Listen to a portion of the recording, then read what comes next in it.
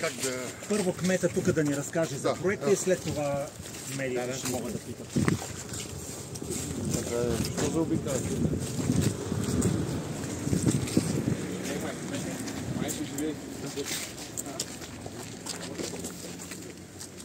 Господин премиер, това е проект, който е от инвестиционната програма, Националната инвестиционна програма, с споразумение с МРРБ. Това е една отсечка, всъщност това е една от главните артерии на Тутракан, която не е реновирана повече от 40 години. 2 милиона и 200 хиляди лева е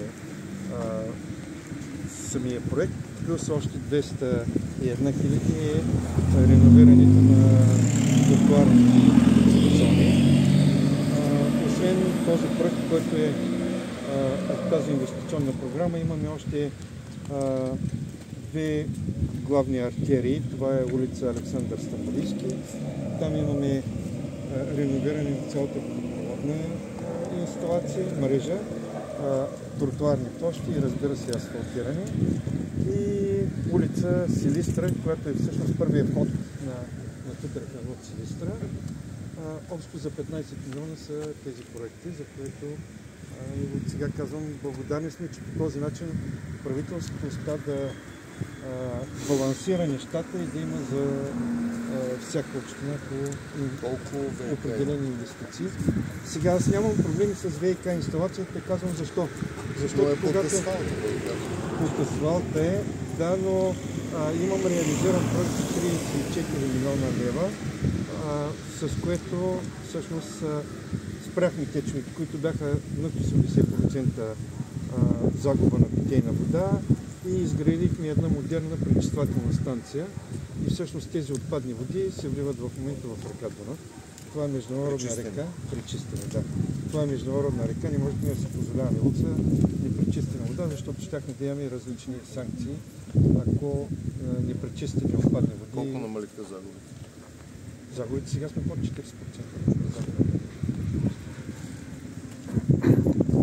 Къде ще продължи ремонта на улица? Всъщност до Белия бус, от началото на града до Белия бус, а от Белия бус нататък вече има втора отсечка, която е пак с водопровод, пак с асфалтиране на самата отсечка и тротуари от двете страни. В момента сме пуснали обществените пътища.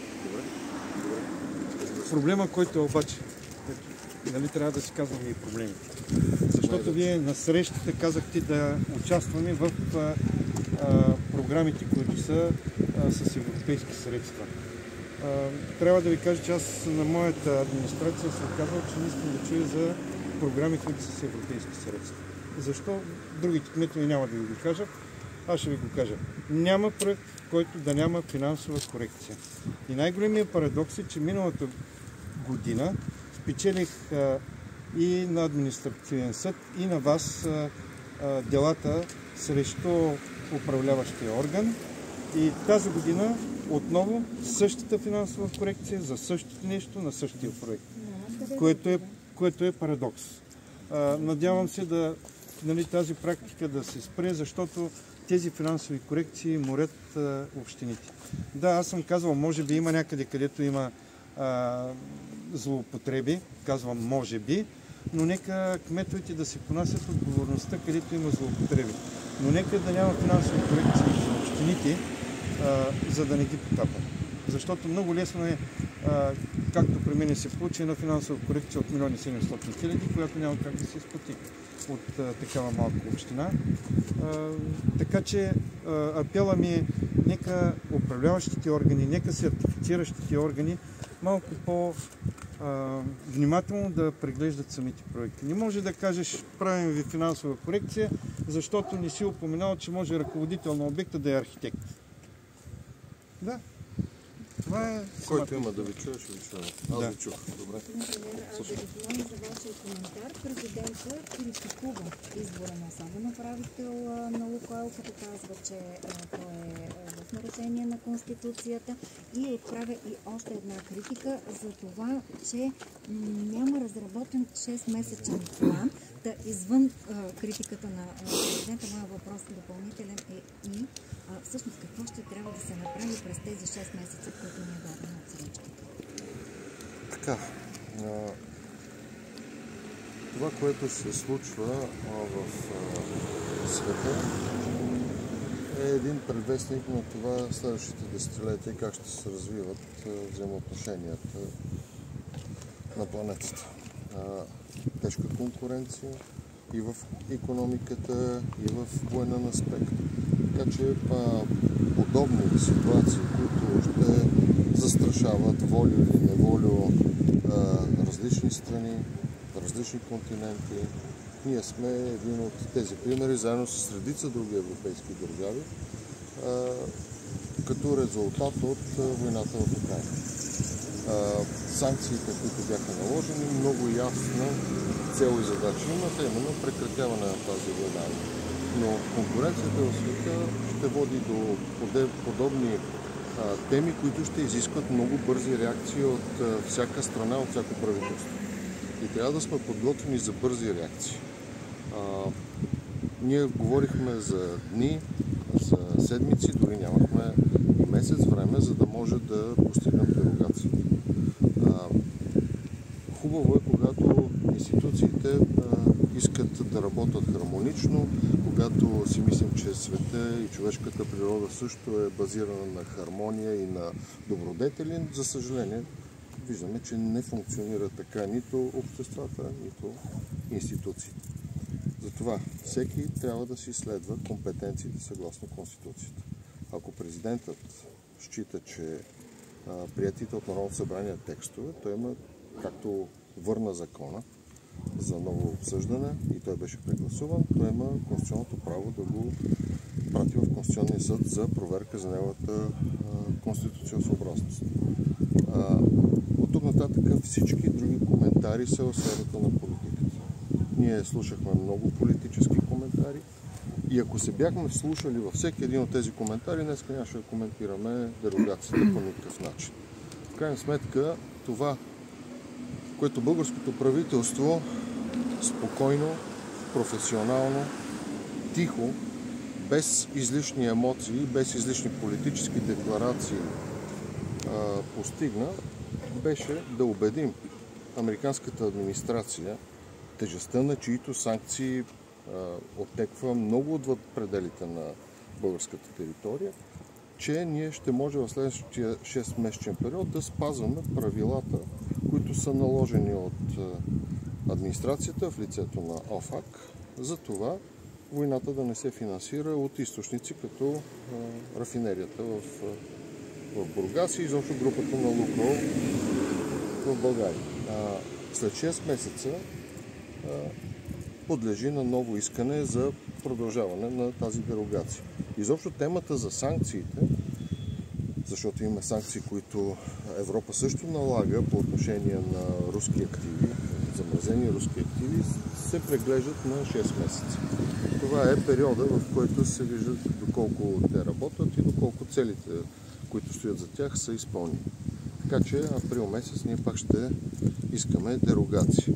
Всички политически предсказания, пророчества, сценарии, които са базирани на предположения, не са част от дневния ред на българското правителство.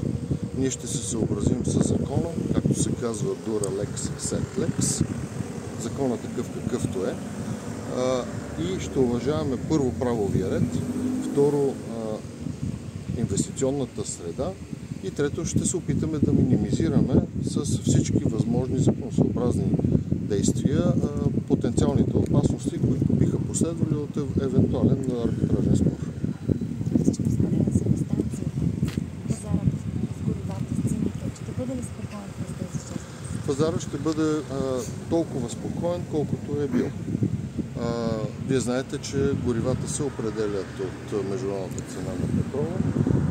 Докато международната цена на петрола е спокойна, българския пазар ще функционира нормално и плавно, защото ние гарантираме, че рафинерията ще продължи да работи. Разбира се, трябва и необходимата бдителност и спокойствие сред ръководния и работния състав на рафинерията, тъй като ние в момента гарантираме и работата на всички тези, които са ангажирани с производството. Българският пазар в момента е спокоен и най-важното на политическия дебат и на политическите препирни спорове, не бих казал скандали, но най-вече препирни, не е в полза на обществото. Ние в момента без причина излъчваме погрешни сигнали за това, че има проблем. Проблем няма. Или има все по-малък проблем от този, който можеше да имаме до вчера. Ако банките спрат разплащания... Тази хипотеза вече не съществува. Относно местните проекти, получавате ли подкрепа от ДПС? Ново начало виждаме господин Хамид тук. Местните проекти са част от приложение 3 към бюджета. В следващата година в проекта бюджета имаме по-висок размер на проектите по приложение 3, в това число и ресурс, който генерирахме с увеличаване на капитала на Българската банка за развитие. Така че голяма част от тези проекти са гарантирани. И гаранция за това е управляващото мнозинство. Добре. Говорихте за механизма и действията за санкциите, но така или иначе не отговорихте на въпроса за особения управител, дали е законно или незаконно е неговия избор, за това, че не отговаря на условията, че нямате опит в бранша петролния. Ако видите закона, самият текст крие редица несъвършенства. Става въпрос за опит в дейностите, свързани с, така казва законовия текст. Дали контролната и надзорна дейност в определена дейност представляват опит, вие ще отговорите. Ние считаме, че дългогодишният опит на господин Спецов като контролен и надзорен орган съставляват опит, особено когато става въпрос за акцизни стоки.